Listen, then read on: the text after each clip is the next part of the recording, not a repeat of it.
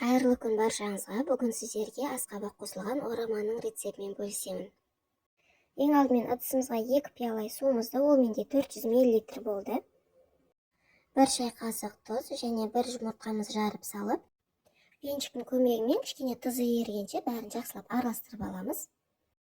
Үстіне електен өткізілген ұнымызды салып, қамырымызды илеп алатын боламыз.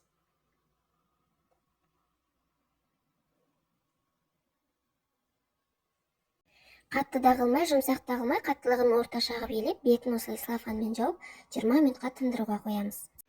Қамырымызды 20 минуттан кейін алып, оны 2-ге бөліп, осылай сосын қайтадан қайтарып, бетін жауып, тағы да бір жарты сағатқа тындыруға қоятын боламыз.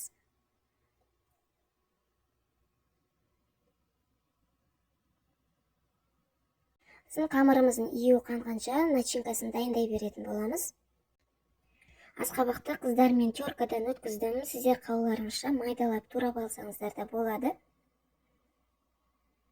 Пиязымызды майдалап турап алатын боламыз. Қыздар, қойдың құйрығы бар болса, міндетті түрде қойдың құйрығын қосыңыздар. Ол өзінше ерекше дәм беріп, сіздердің орамаларыңызды дәмдетеді. Сосын татымына қарай тұз және қара бұрыш салып, бәрін жақсылап араластырып алатын боламыз.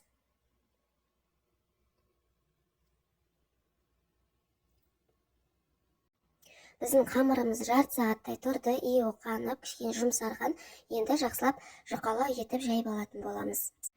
Қыздар, менде бұл порциядан 2 үлкен орама шығады. Егер көп жасамайын десеңіздер, 200 мл суға елеп, осылай бір орама жасасаңыздар болады.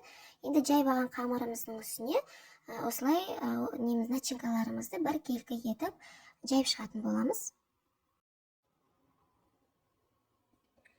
Барлық жағынан бір келкі етіп жайып, орамамызды орап шығатын боламыз.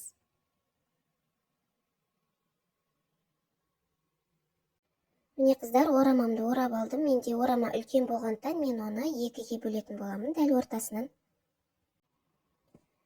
Қыздар, мен 2 ораманы осылай формаға салдым. Мен бұны духовкаға пісіріп алатын боламын.